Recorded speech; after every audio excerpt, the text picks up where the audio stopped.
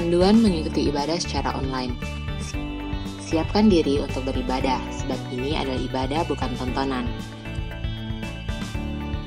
Ikuti setiap acara ibadah, turut menyanyi ketika puji-pujian, dan baca Alkitab saat pengkhotbah menunjuk ayat untuk dibaca, serta berdoa ketika diajak berdoa. Karena ini adalah ibadah dan bukan tontonan, jangan bercakap-cakap selama ibadah berlangsung. Berpakaian yang sopan dan duduk dengan sopan. Selamat menikmati lawatan Tuhan. Tuhan Yesus memberkati. Shalom kaum muda GPPS Palu yang diberkati Tuhan. Malam hari ini kita akan mulaikan ibadah kaum muda kita. Sebelumnya, mari kita satu dalam doa, kita berdoa. Terima kasih Tuhan Yesus, kami bersyukur buat malam hari ini kesempatan yang Tuhan masih boleh berikan bagi kami semua. Kami kembali datang ke hadirat-Mu Tuhan, membawa pujian penyembahan kami. Malam hari ini kami akan mulaikan ibadah kaum muda kami. Sebelumnya Tuhan, mari Kau menyucikan, menguduskan kehidupan kami, ampuni segala dosa kami sepanjang hari ini yang kami lakukan Tuhan, dan tidak berkenan di hadapan-Mu Tuhan. Apapun itu, kami mohon ampun, biarlah Kau menyucikan, menguduskan kehidupan kami, agar kami boleh layak menaikkan pujian penyembahan kami malam hari ini kepada-Mu. Terima kasih Tuhan Yesus, kami bersyukur. Kami akan mulaikan ibadah kami hanya di dalam nama Tuhan Yesus Kristus. Haleluya. Amin. Mari sama-sama kita angkat pujian ini. Ya Tuhanku,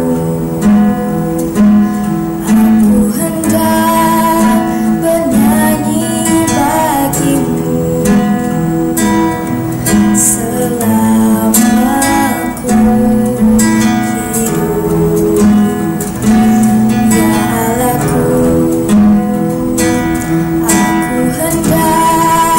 bermasmur bagimu.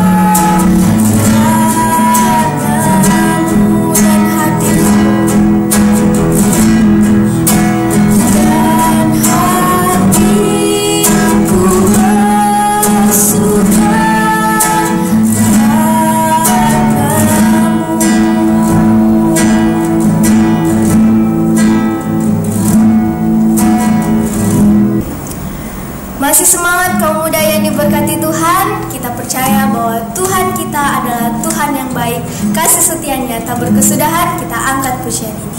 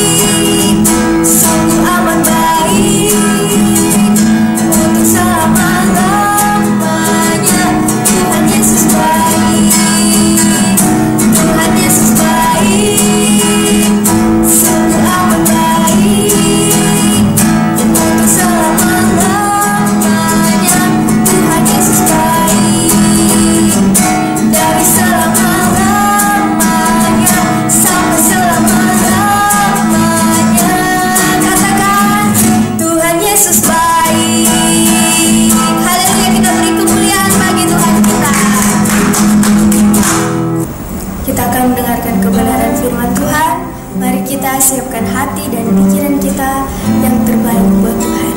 Kita angkat pujian ini.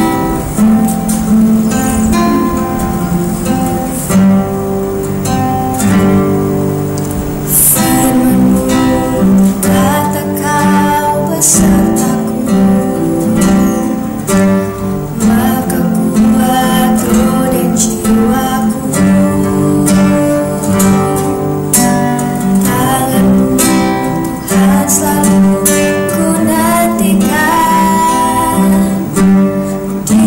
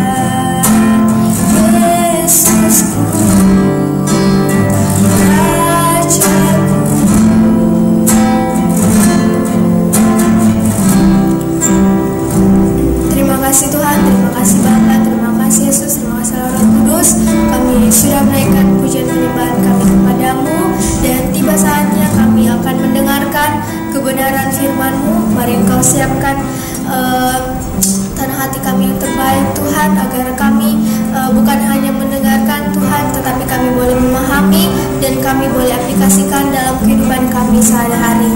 Engkau juga mengurapi, memberkati hamba-Mu yang akan menyampaikan firman-Mu malam hari ini Tuhan. Biarlah hamba-Mu berkata-kata seturut daripada kehendak-Mu Tuhan. Terima kasih Tuhan, segala rancangan si jahat iblis yang coba mengganggu sepanjang kebenaran firman-Mu disampaikan Tuhan, lewat apapun itu Tuhan, semuanya kami mau katakan hancurkan kuasanya di dalam nama Tuhan Yesus Kristus. Terima kasih Tuhan, kami siap mendengarkan kebenaran firman-Mu dalam nama Tuhan Yesus Kristus. Haleluya, amin. Hai kaum muda yang diberkati oleh Tuhan, salam sejahtera untuk kalian semua dan semua saudara yang boleh mengikuti online service pada hari ini. Semoga kalian semua diberkati, dikaruniakan kekuatan dan kesehatan secara jasmani dan rohani. Puji Tuhan, keadaan sekarang makin membaik, saudara, memberikan harapan bagi kita semuanya untuk boleh bebas beribadah nantinya secara onsite dan juga beraktivitas, bebas untuk melakukan kegiatan kita setiap hari, tetapi tentu saja kita tetap patuh kepada protokol kesehatan yang ada.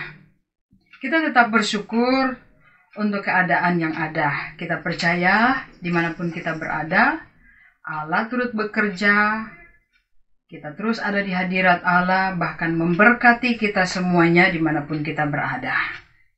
Baik, saudara kaum muda yang saya kasih dalam Tuhan, hari ini saya mengangkat satu tema tentang kelepasan atau dibebaskan untuk beribadah kepada Allah. Nah, kita akan membaca kebenaran firman Tuhan di dalam Keluaran pasal yang kelima, Keluaran pasal 5 ayat 2, dan beberapa ayat sebentar saya akan bacakan bagi kita sekalian. Keluaran pasal 5 ayat 2, tetapi Firaun berkata, siapakah Tuhan itu yang harus kudengarkan firman-Nya untuk membiarkan orang Israel pergi? Tidak kenal aku Tuhan itu, dan tidak juga aku akan membiarkan orang Israel pergi. Kemudian Keluaran pasal 7 ayat 16. Demikian, dan katakan kepadanya, Tuhan Allah orang Ibrani telah mengutus aku kepadamu untuk mengatakan, biarkanlah umatku pergi supaya mereka beribadah padaku di padang gurun. Meskipun begitu sampai sekarang engkau tidak mau mendengarkan. Oke, saya baca semua dulu ayatnya. Nanti saya akan membagikan bagi kita tentang penjelasannya. Kemudian Keluaran pasal 8 ayat 20 mengatakan demikian. Berfirmanlah Tuhan kepada Musa, bangunlah pagi-pagi dan berdirilah menantikan Firaun pada waktu biasanya ia keluar dari ke sungai, dan katakanlah padanya, beginilah firman Tuhan, biarkanlah umatku pergi supaya mereka beribadah kepadaku. Kemudian Keluaran pasal 9 ayat 1. Berfirmanlah Tuhan kepada Musa, pergilah menghadap Firaun dan berbicaralah padanya, beginilah firman Tuhan, Allah orang Ibrani, biarkanlah umatku pergi supaya mereka beribadah kepadaku. Nah, kaum muda yang saya kasihi di dalam Tuhan, bahwa sesungguhnya di dalam kehidupan kita sehari-hari seringkali kita menemukan orang-orang yang demikian. Menghalangi, menekan orang-orang yang mau beribadah kepada Tuhan. Bukan hanya mungkin manusia yang menghalangi dan tidak membebaskan kita untuk beribadah, tetapi juga biasanya adalah di dunia sekarang kalau saya memperhatikan adalah yang paling biasanya menjadi alasan untuk orang tidak beribadah kepada Tuhan itu adalah setiap kegiatan secara jasmani. Apa itu? Tentu karir yang pertama misalnya, atau mungkin pekerjaan dan lain sebagainya. Kesibukan hari-hari kita itu yang menyita waktu kita untuk beribadah, sehingga mungkin ibadah kita tinggal kalau ada waktu seperti itu. Kalau ada waktu saya beribadah, saudara. Nah, ini yang harus kita mengerti dan sadari, bahkan pahami betul bahwa sesungguhnya sebenarnya Tuhan merindukan umatnya untuk setia beribadah. Kenapa, saudara? Karena pada waktu bangsa Israel dibebaskan keluar dari tanah Mesir itu banyak sekali hal yang terjadi, saudara. Pengorbanan demi pengorbanan yang harus terjadi tentang untuk bisa membebaskan bangsa Israel keluar dari tanah Mesir untuk beribadah kepada Tuhan. Kita kenal dengan apa yang namanya 10 tulah. Ya, itu luar biasa. Musa dan Harun bolak-balik menghadap kepada Firaun. Bebaskan umatku, bebaskan umat Israel. Satu tujuannya adalah beribadah, tidak ada yang lain.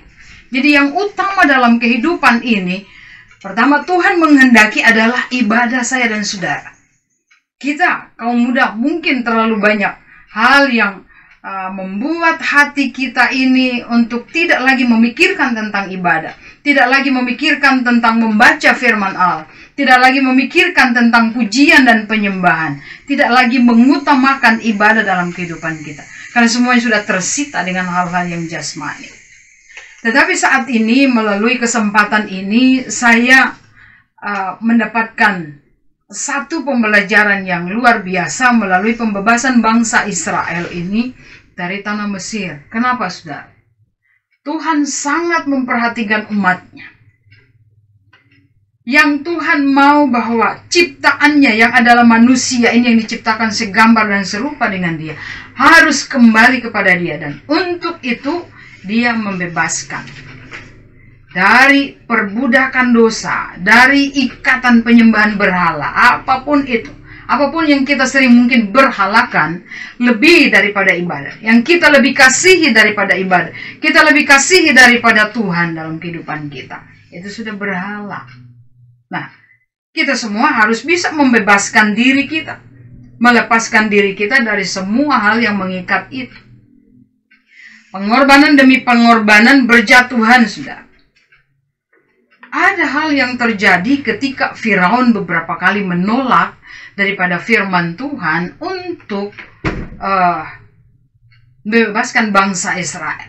Tulah demi tulah terjadi.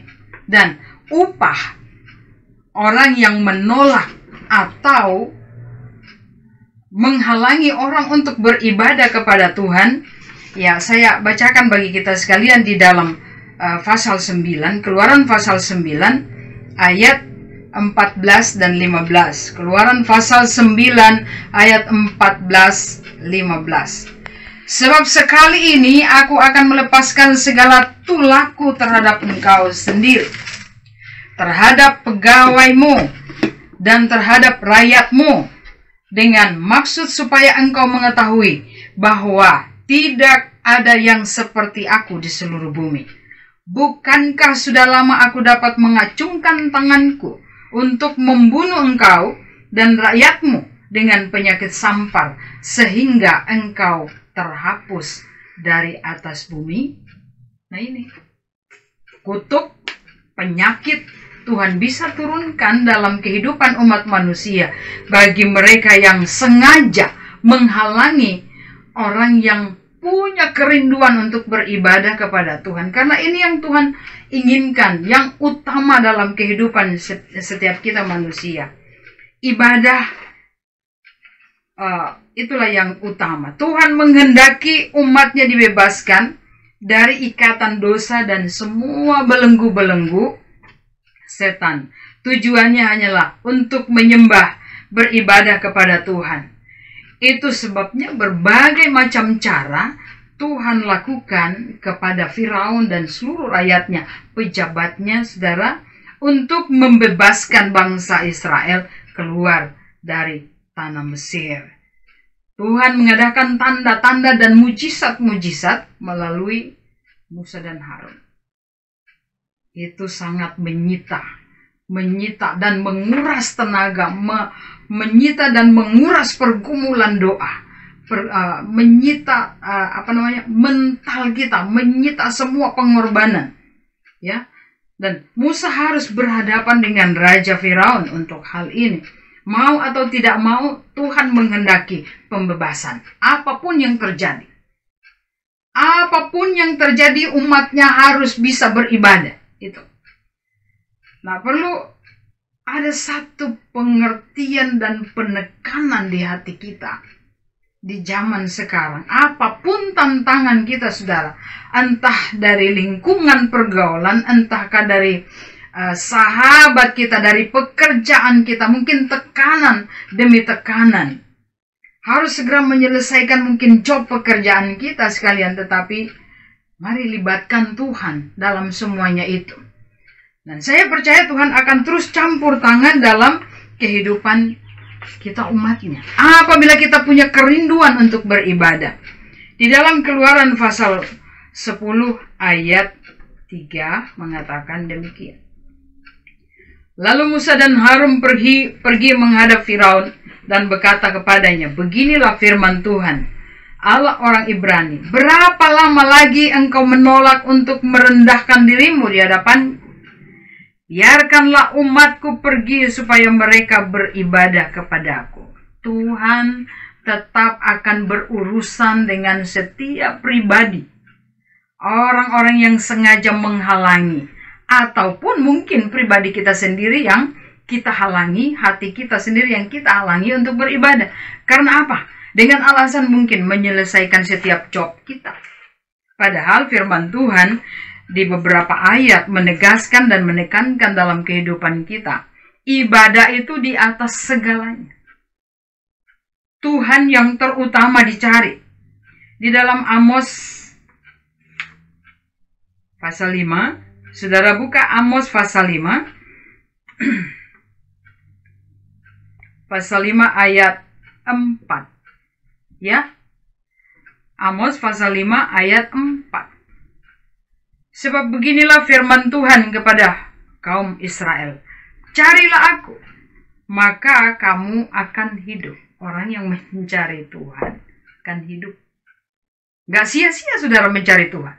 Gak sia-sia. Akan tetap hidup. Hidup di dunia ini, diberkati di dunia ini, diperlengkapi di dunia ini, terus terproses di dunia ini, damai sejahtera di dunia ini akan dialami, sukacita dan pengharapan di dunia ini akan dialami sampai di akhirat. Saya sangat percaya itu. Karena firman Tuhan menegaskan bahwa ibadah itu di atas segalanya. Itu yang terutama. Jadi kalau saya bisa membahasakan, mungkin setiap hari bagi kita sekalian, taruh di hati kita bahwa ibadah itu hal yang urgent, yang mendesak maksudnya. Hal yang penting, yang mendesak bagi setiap hati kita. Ya. Tidak ada tandingannya orang yang beribadah setiap hari kepada Tuhan dengan orang yang tidak. Itu luar biasa. Di dalam firman Tuhan lagi kita baca di dalam Sefanya. Mari saudara buka di dalam kitab Sefanya. Mungkin jarang-jarang saudara melihat ini. Pasal 2 ayat 3. Kitab Sefanya pasal 2 ayat 3 mengatakan, carilah Tuhan, hai semua orang yang rendah hati di negeri, yang melakukan hukumnya. Carilah keadilan, carilah kerendahan hati. Mungkin kamu akan terlindung pada hari kemurkaannya. Cari Tuhan. Ya, di perjanjian lama, di perjanjian baru, semuanya Tuhan. Semuanya saudara ada nasihat untuk mencari Tuhan. Kemudian Mazmur pasal 105. Mazmur pasal 105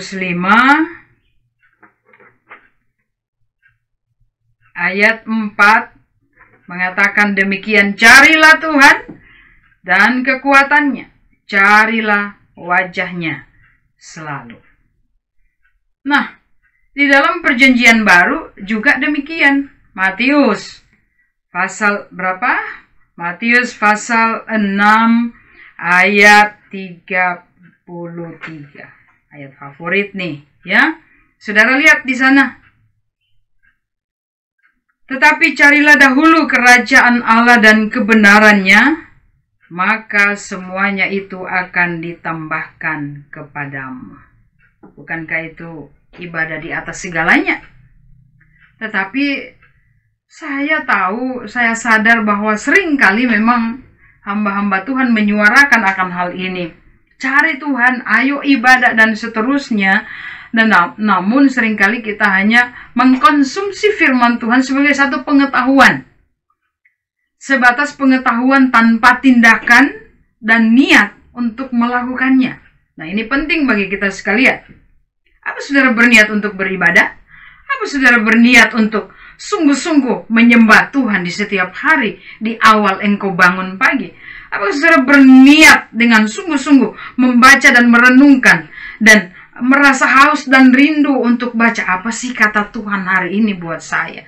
Apa dasarku menjalani hari ini? Apa kata firman Tuhan sebagai suluh pedomanku? Karena firman Tuhan berkata, firman-Mu pelita bagi kakiku, terang bagi jalanku. Kalau ini hanya berupa slogan di bibir mulut orang-orang percaya, tanpa menyadari bahwa pengorbanan Musa dan Harun dalam pembebasan bangsa Israel keluar dari tanah Mesir itu penuh dengan pengorbanan. Oh saudara, sampai kepada kematian setiap anak sulung, bukan hanya hewan, tetapi juga anak-anak manusia di Mesir. Kalau kita merenungkan hal ini, kok tega Tuhan ya? Sengaja membunuh semua anak-anak sulung di Mesir. Apa bedanya dengan kita manusia? Ya kan? Manusia yang sekarang, kita sama dengan mereka. Tapi kok seolah Tuhan tega membunuh mereka? Oleh karena ketegaran tengkuk daripada Firaun, dosa pemimpin turun, berimbas kepada rakyatnya. Mereka yang tidak tahu apa-apa, si pemimpin yang melanggar, tetapi anak sulung yang dibantai. Ini pengorbanan yang luar biasa. Dan bagi saya menyadari akan hal ini, oh Tuhan, betapa luar biasanya pengorbanan yang Tuhan lakukan untuk supaya saya bisa bebas beribadah kepada Tuhan. Kenapa saya tidak melakukan ibadah seperti maunya Tuhan sampai hari ini? Toh juga di Indonesia kita bebas. Pandemi sudah mulai level 2 di negeri kita, di Sulawesi Tengah dan seterusnya. Kenapa kita tidak menggunakan waktu dan kesempatan? Karena ini maksud dan tujuan Tuhan, membebaskan kita dari lumpur dosa, menebus kita sampai kepada pengorbanan Yesus Kristus di atas kayu salib. Apa kita tidak menyadari Yesus berkorban dan mati di salib itu untuk apa ya? Saya dibebaskan dari dosa supaya saya hura-hura gitu, supaya saya merdeka dan saya membanggakan diri saya anak Tuhan. Cukup sampai di situ. Lantas kita tidak pernah datang sujud syukur, berlutut di kaki Tuhan, menyenangkan Dia. Kita hanya selalu ngomong, menyenangkanmu, tapi tanpa tindakan. Senangkanmu Yesus, gitu. Tapi tanpa tindakan. Kita hanya memuji saja. Kita hanya ungkapkan lewat mulut kita, tetapi tindakannya. Saya percaya saudara bahwa jika pengorbanan Kristus yang sudah demikian luar biasa dalam kehidupan kita, untuk menebus, membebaskan kita supaya keluar dari lumpur dosa, kita menghadap Tuhan dalam kekudusan dan kesucian, itu dahsyat. Mari renungkan ini saudaraku yang diberkati oleh Tuhan. Ya, carilah dahulu kerajaan Allah dan kebenarannya, maka semuanya itu akan ditambahkan kepadamu, apalagi yang kurang. Jasmani dan rohani jaminannya ada di ayat ini. Kalau saya toh menyadari dan bertindak mencari dahulu kerajaan Allah, semua ditambahkan. Bukan berarti saya malas-malasan habis doa, habis cari Tuhan, habis beribadah. Bukan berarti saya malas-malasan. Alkitab tidak mengajarkan kita demikian. Alkitab mengajarkan kita orang percaya yang rajin, yang terus proaktif dalam apapun. Dalam hal-hal kebenaran firman Tuhan, dalam pekerjaan kita harus proaktif. Tapi apakah saudara proaktif juga untuk beribadah kepada Tuhan? Atau menunggu? Kapan ini Kak Tata mau kirim linknya? Kapan ini Kak Tata chat saya? Kapan ini Kak Tata hubungi saya supaya saya bisa beribadah? Tanyalah. Kalau lu punya hati dan niat untuk beribadah. Saudara, kalau orang haus itu nyari. Kalau orang lapar itu cari. Mak, minimal tanya, Mak, ada makanan? Ada nasi? Ada tahu goreng kah? Saya lapar. Bertanya, bukan nunggu-nunggu. Oh, saya lapar. Mamaku mudah-mudahan ingat saya, dia kasih makan. Kan nggak begitu. Kita semua udah dewasa, saudara. Kemudian di dalam Ulangan, ya, di dalam saya bacakan terlebih dahulu Matius pasal 6. Tadi keterusan ayat itu, ayat Matius 22 ya. Matius 22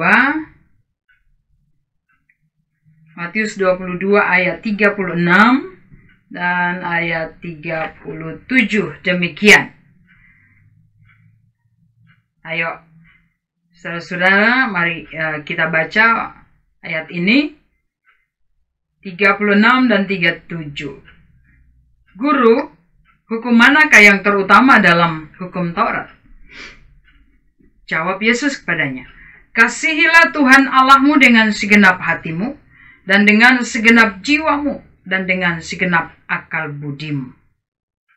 Itulah hukum yang terutama. Hukum yang terutama cari Tuhan. Ya kan?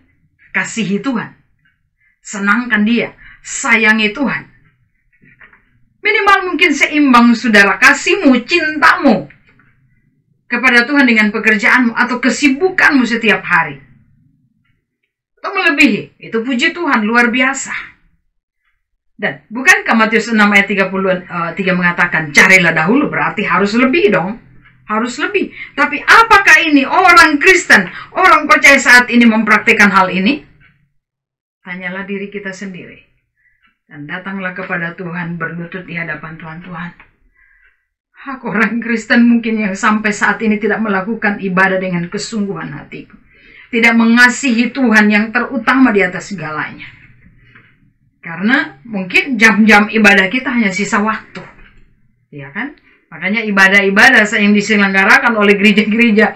Oh, tunggu tunggu anggota jemaat semua pada pulang dari kerja, dari aktivitas. Jam 7 lah. Semua udah pada pulang. Oke. Ini saudara, tapi apakah jam 7 malam itu sesuatu hal yang kita rindukan untuk beribadah? Untuk apa ya? Saya mau senangkan hati Tuhan. Saya mau menyenangkan hati Tuhan. Saya rindu Tuhan. Saya cinta Tuhan. Saya mau mengabdikan hidupku kepadamu karena Tuhan yang sudah menjamin dunia dan akhirat saya. Gitu kan, saudara? Nah, ini yang harus kita renungkan dalam kehidupan kita. Terus ayat terakhir. Dalam Ulangan pasal 6 ayat 5. Lihat di sana. Baca bersama. Kasihilah Tuhan Allahmu dengan segenap hatimu, dan dengan segenap jiwamu, dan dengan segenap kekuatanmu. Melibatkan kekuatan, melibatkan jiwa kita, melibatkan akal budi kita, dan seterusnya. Ini yang Tuhan minta. Segenap, bukan separuh. Iya kan? Segenap hati, segenap kekuatan, semua persiapan saya dan saudara harus semaksimalnya dan yang terbaik untuk Tuhan. Yang terbaik bagi Tuhan. Karena Tuhan juga sudah melakukan pembebasan dengan melibatkan pengorbanan dengan pengorbanan, menguras waktu, menguras tenaga. Pengorbanan Yesus Kristus juga demikian, saudara. Sehingga kita perlu mengerti dan memahami akan hal ini.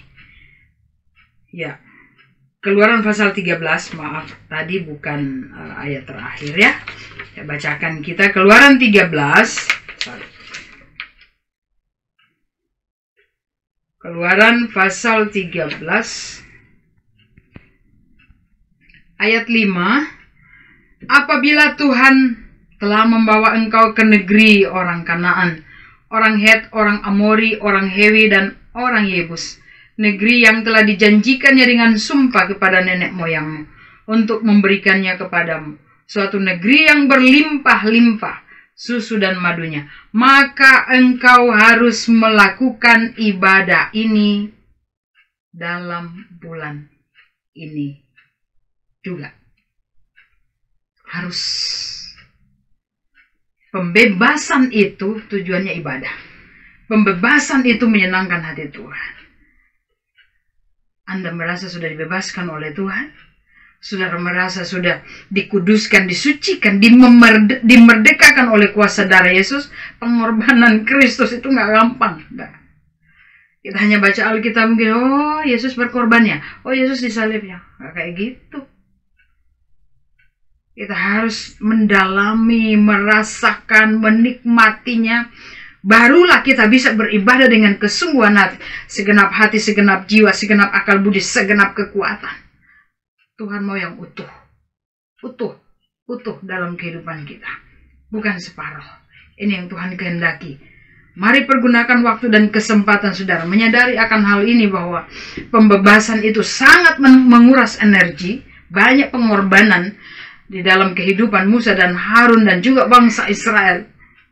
Terhadap juga Firaun, semuanya mati. Firaun mati, terkubur tentaranya semuanya di dasar laut. Anak-anak sulung mati dan lain sebagainya. Itu luar biasa. Hanya satu tujuannya, pembebasan untuk beribadah. Mari kita pakai kesempatan dan waktu yang ada, sudah diberkati oleh Tuhan. Dan kiranya Anda dan saya paham dan mengerti hal ini. Dan marilah kita coba mempraktikkan. Bukan coba, tapi harus mempraktikkan dalam kehidupan kita setiap hari. Tuhan Yesus memberkati kita sekalian. Mari kita berdoa. Bapa yang baik, segala puji hormat kemuliaan bagimu di tempat maha tinggi. Terima kasih anugerah-Mu hari ini. Kami boleh baca dan renungkan kebenaran firman Tuhan. Ibadah yang Tuhan kehendaki bagi kami, untuk kami boleh praktekkan setiap hari. Berikan kami kemenangan, berikan kami kekuatan dan kemampuan untuk bertindak melakukan ibadah yang Tuhan kehendaki. Menyadari betul bahwa kami sudah dilepaskan, kami sudah dibebaskan dari dosa. Kesempatan yang masih ada sampai saat ini Tuhan karuniakan bagi kami. Kami mau pakai, bukan hanya bekerja, bukan hanya berkarir di dunia kami masing-masing, tetapi beribadah di atas segalanya. Itu hal yang terpenting bagi hati, jiwa kami. Dan kami harus menjadi pelaku daripada firman Tuhan ini. Kami sungguh percaya, inilah kerinduan Tuhan bagi setiap umat yang sudah dibebaskan dan dilepaskan dari ikatan dosa. Untuk beribadah, untuk memuliakan Tuhan di dalam kehidupannya. Berkati seluruh pemuda yang ada, yang mengikuti online service pada saat ini Tuhan. Berkati mereka, tumbuh kembangkan iman percaya, kekuatan, keteguhan rohani dalam kehidupan mereka. Apapun tantangannya, ibadah di atas segalanya. Kami boleh memberikan waktu, memberikan kesempatan, tubuh, jiwa, dan roh kami untuk beribadah kepada Tuhan. Berkati masa depan seluruh kaum muda. Berkati usaha dan pekerjaan mereka. Berkati rohani mereka. Berkati pelayanan kaum muda. Di dalam nama Yesus. Berkati pengurusnya. Di dalam nama Tuhan Yesus. Semakin diurapi. Semakin bekerja sama. Menjadi kawan sekerja Allah. Yang beribadah. Yang memuliakan Tuhan. Terima kasih Bapa. Kami mengucap syukur. Menyerahkan roh, jiwa, dan tubuh kami ke dalam tangan kasih Tuhan. Damai sejahtera Allah Bapa penuhi kami sekalian. Kasih Yesus Kristus sumber kemenangan menyertai kami. Menuntun langkah kami dalam kemenangan hari lepas hari. Oleh Roh Kudus Tuhan menolong sertai kami saat ini. Sampai Maranatha Tuhan Yesus datang kembali. Dalam nama Tuhan Yesus kami berdoa mengucap syukur. Haleluya. Amin. Tuhan Yesus memberkati kita sekalian. Shalom.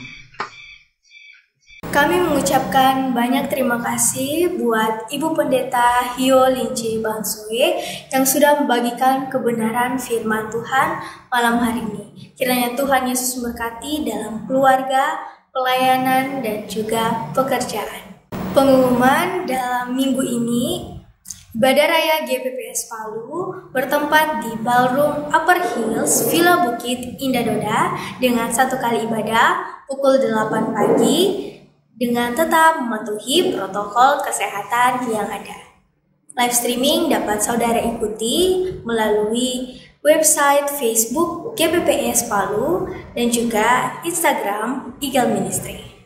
Mari rekan-rekan kaum muda, ikutilah doa malam bersama setiap hari Selasa pukul 8 malam melalui aplikasi Zoom. Dan buat rekan-rekan kaum muda sekalian, jangan lewatkan komsel setiap hari Senin melalui grup WhatsApp masing-masing komsel. Dan sampai jumpa di ibadah kaum muda minggu depan. Tuhan Yesus memberkati. Persembahan kaum muda GPPS Palu dapat ditransfer melalui rekening berikut ini.